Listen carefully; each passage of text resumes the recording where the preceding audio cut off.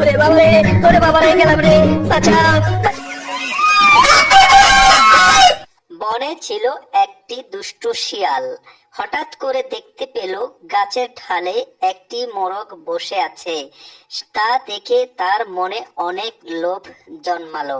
হঠাৎ করে সে বুদ্ধি করে বসলো যে কিভাবে মোরগটিকে খাওয়া যায়।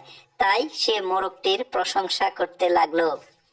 মোরগ ভাই, তুমি উপরে কেন? নিচে নেমে আসো না। উপরে গাছের ঢালে তোমাকে ভালো দেখা যায় না। তুমি নিচে আসলে তোমাকে আরো অনেক সুন্দর দেখা যাবে। তুমি তাড়াতাড়ি নিচে আসো, তোমার সাথে আমার অনেক কথা আছে। আমি তো উপরে বসে আছি আমার এক বন্ধুর জন্য। আমার বন্ধুর জন্য আমি অপেক্ষা করছি। কিছুক্ষণ পরে আমার বন্ধু চলে আসবে। আমার বন্ধু আসার পরে আমি নিচে আসবো। তোমার বন্ধু কখন আসবে? ততক্ষণ তুমি নিচে নেমে আসো। দুজন নিচে বসেই তোমার বন্ধুর জন্য অপেক্ষা করি। ওই তো আমার বন্ধু এসে গেছে। তুমি একটু অপেক্ষা করো, এক্ষুনি আমি নিচে নেমে আসছি। ওরে বাবা রে কুকুর, এক্ষুনি পালাই, নইলে আমার অবস্থা 12টা বেজে যাবে।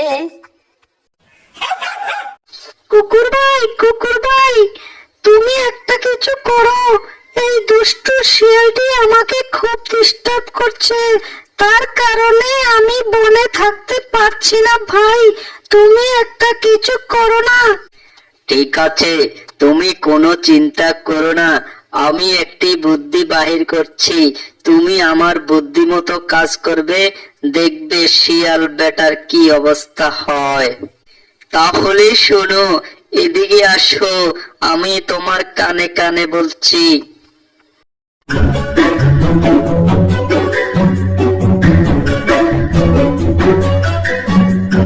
হাট্টিমা টিম টিম, আমি খাবো মোরগ সহ মোরগের ডিম।